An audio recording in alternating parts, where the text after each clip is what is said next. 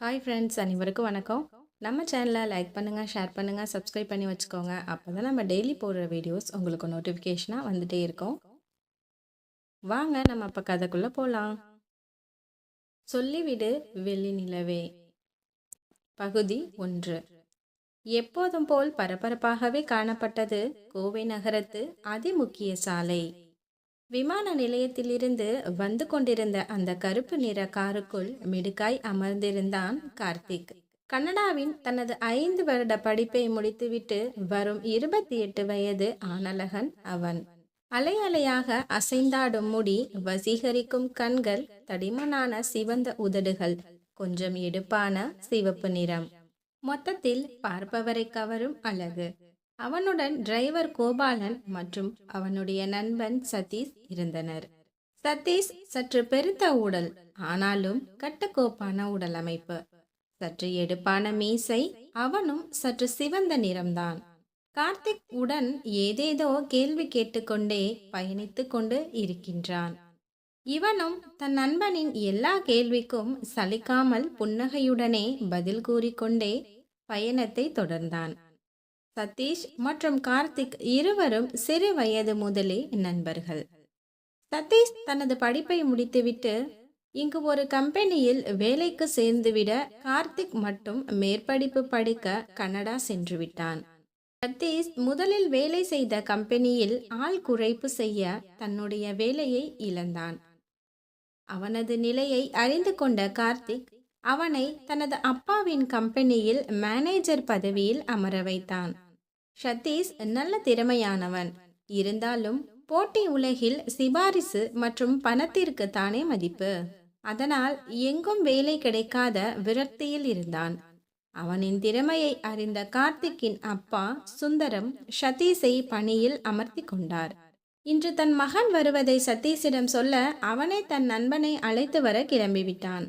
இருவரும் அந்த இரவு நேர பரபரப்பை கண்டும் காணாமல் பயணம் செய்கின்றனர். குளிர்விக்கும் ஏசி அவர்களை வியர்வையின்றியே வைத்திருக்க பயணம் அமைதியாகவே சென்றது. ஓடிக்கொண்டே இருக்கும் வாகனங்கள் சிறிது நொடிகளேனும் ஓய்ந்து போய் அமைதியாக நிற்பதற்கு விரும்பியது போல அனைத்து வாகனங்களும் ஒரு சிக்னலில் நிற்க அவனது காரும் அமைதியாக நின்றது. திடீரென கார் நின்றதில் சுற்றுப்புறத்தில் கவனம் செலுத்தியவனின் கண்களில் விழுந்தது அந்த காட்சி. ஒரு கூட்டம் தனது இரவு நேர உணவை பெற முண்டியடித்து கொண்டு இருந்தது. அதை அவன் பெரிதாக எடுத்துக்கொள்ளவில்லைதான்.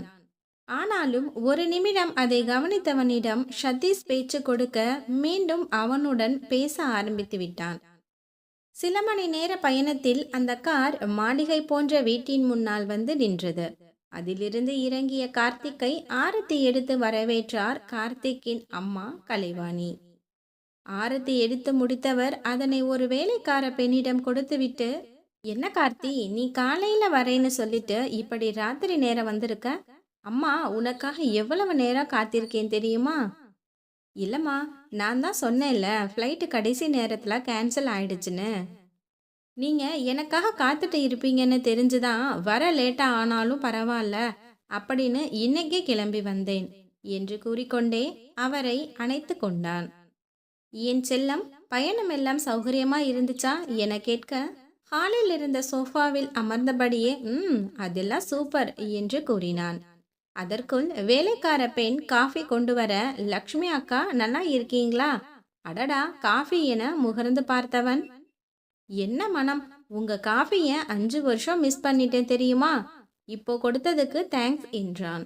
அவனும் புன்னகையை சிந்தி, நான் நல்லா இருக்கேன், அதான் வந்துட்டல்ல, இனி இந்த லக்ஷ்மி அக்கா காஃபி டெய்லியும் கிடைக்கும், இனி கிடைக்காம போகுமா என்ன என்று கூறி சதீஷுக்கும் காஃபி கொடுத்துவிட்டு உள்ளே சென்றார்.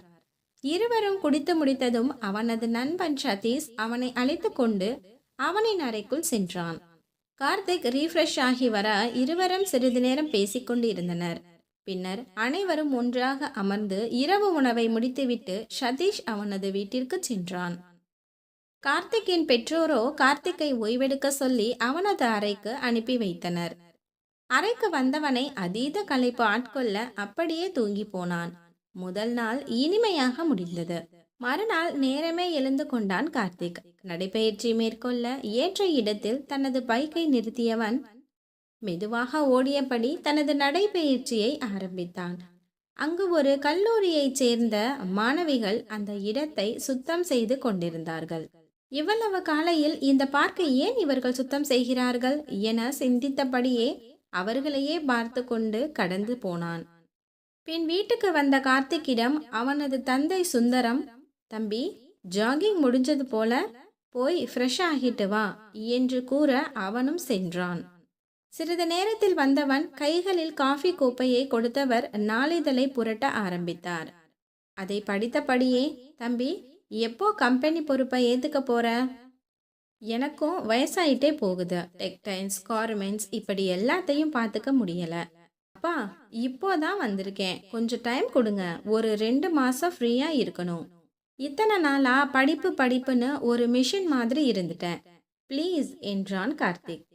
தம்பி, உன்னோட விருப்பம். நீ 2 மாசம் கழிச்சு பொறுப்பை ஏத்துக்க. ஆனா எனக்கு அப்புறம் நீ தான் கம்பெனி பொறுப்பை எடுத்துப்புங்கிற நாளைக்கு அனௌன்ஸ் மட்டும் பண்ணிடலாம். என்ன சொல்ற என்று கேட்டார். ஓகே டாடி, உங்க விருப்பம் என்று கூறியபடி அவரிடம் இருந்த நாளிதழை வாங்கி புரட்ட ஆரம்பித்தான்.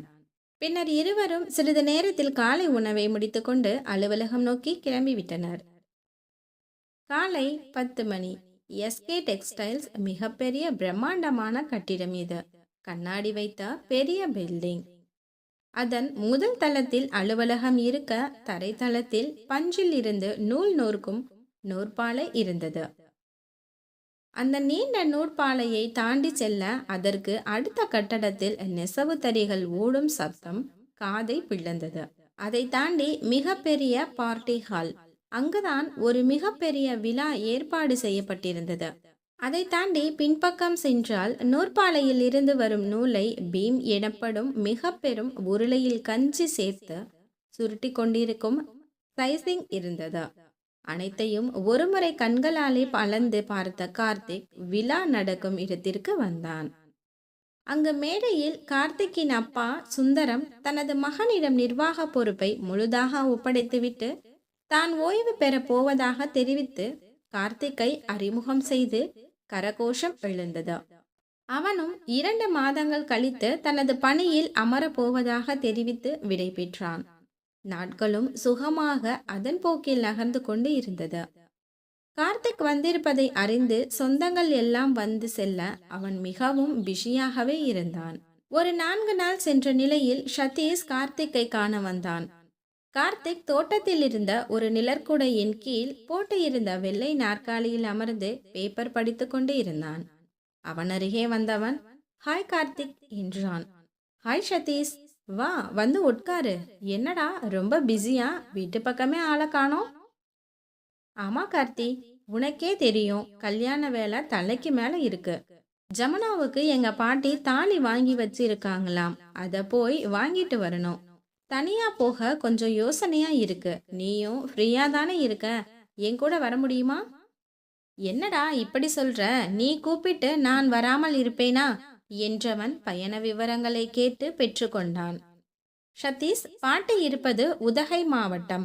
மறுநாள் இருவரும் காலையிலேயே கிளம்பி விட்டனர். போகும் வழி முழுவதும் குழுமை வரவேற்க கல்லாறு வழியாக கிளம்பினர். அதை பார்த்து வியப்புடனும் குழுமையின் பிடியில் தன்னை மறந்து ரசித்து கொண்டும் கார்த்திக் வந்தான். சதீஷ் பாட்டி வீட்டில் இறங்கி அவரின் வற்புறுத்தல் காரணமாக ஒரு நாள் தங்கி இருந்துவிட்டு மறுநாள் தாலியை வாங்கி கொண்டு கிளம்பினர். கொஞ்ச தூரம் சென்றதும் செல்லும் வழியில், டேய் அங்க பாருடா ஜமுனா என்றான் கார்த்திக். சட்டென காரை ஓரமாக நிறுத்தி இறங்கி வந்து அவளை அழைத்தான் சதீஷ். அவளும் இவனை கண்டதும், சதீஷ், உன்னை இங்க பாப்பேன்னு நினைக்கவே இல்லை. கார்த்தி எப்போ ஊர்ல இருந்து வந்தான்? நானும் உன்னை பாப்பேன்னு நினைக்கல. என்ன இந்த பக்கம்? நான் ஒரு ப்ராஜெக்ட் விஷயமா வந்தேன். உள்ளேயே இருக்க போர் அடிச்சது. அதான் கொஞ்சம் நடந்துட்டு வரலான்னு வெளியில வந்தேன். அது சரி, நீ எதுக்கு இங்க வந்தேன்னு சொல்லவே இல்லை. எங்க பாட்டிய பார்க்க வந்தேன். அப்புறம் கார்த்திக் வந்து 1 வாரம் ஆச்சு. இப்படி பேசிக்கொண்டிருக்கும் போது சதீஷ் கார்த்தியின் காதில் ஏதோ ரகசியம் சொன்னான். அதை கேட்டு கார்த்திக்கும் முறைக்க, ப்ளீஸ் ப்ளீஸ் என சதீஷ் கெஞ்ச மூவரும் வண்டியில் ஏறி பொட்டானிக்கல் கார்டன் சென்றனர். சதீஷ் ஜமுனா மட்டும் ஜோடியாக சுற்ற இவன் ஒரு பார்க் பெஞ்சில் அமர்ந்து விட்டான். ஒரு இடத்தில் கல்லூரி மாணவர்கள் கூட்டம் ஆடி பாடி கொண்டிருந்தனர். தன்னையும் மறந்து அவர்களை ரசித்துக் கொண்டிருந்தான் கார்த்திக். கொஞ்ச நேரத்தில் சதீஷும் ஜமுனாவும் வந்துவிட மழையும் பிடித்து கொண்டது. ஜமுனாவை அவள் தங்கியிருந்த ஹோட்டலில் விட்டுவிட்டு அங்கிருந்து கிளம்பினர். கொஞ்ச தூரம் சென்று இருப்பர்.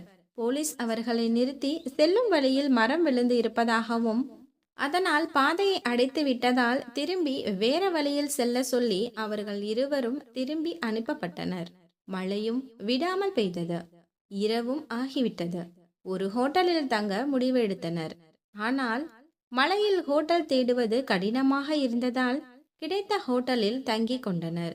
இருவரும் ஒரே அறை எடுத்து உள்ளே வந்தனர். மழை விடாமல் பெய்ய ஏதேனும் சூடாய் பருக ஆசைப்பட்டு இருவரும் கீழே உள்ள உணவு விடுதிக்கு சென்றனர். கொஞ்ச நேரத்தில் திரும்பி வந்து ரூமை திறக்க முயற்சிக்க அது தானாக திறந்து கொண்டது. இருவருக்கும் கலக்கம். மெதுவாக கதவை திறந்து கொண்டு அறையின் உள்ளே வந்தனர். எல்லாம் அப்படியே இருந்தது. ஆனாலும் ஒருவித கலக்கத்துடன் தேட பாத்ரூமில் இருந்து சத்தம் வந்தது. இருவரும் அந்த சத்தத்தை கேட்டு அங்கு சென்று பார்க்க ஒரு பெண் தன் ஆடைகள் அங்கங்கு கிழிக்கப்பட்ட நிலையில் முகம் எங்கும் வியர்த்து கண்கள் கலங்க நின்று கொண்டிருந்தாள். யார் அந்த பெண்? எதற்காக இந்த அறையில் ஒளிந்து கொண்டு இருக்கிறாள்? தேங்க்யூ ஃபார் வாட்சிங். நம்ம சேனலை லைக் பண்ணுங்கள், ஷேர் பண்ணுங்கள், சப்ஸ்கிரைப் பண்ணி வச்சுக்கோங்க. அப்போ தான் நம்ம டெய்லி போடுற வீடியோஸ் உங்களுக்கு நோட்டிஃபிகேஷனாக வந்துட்டே இருக்கும். இந்த கதையோட பகுதி 2 அடுத்த வீடியோவில் பார்க்கலாம்.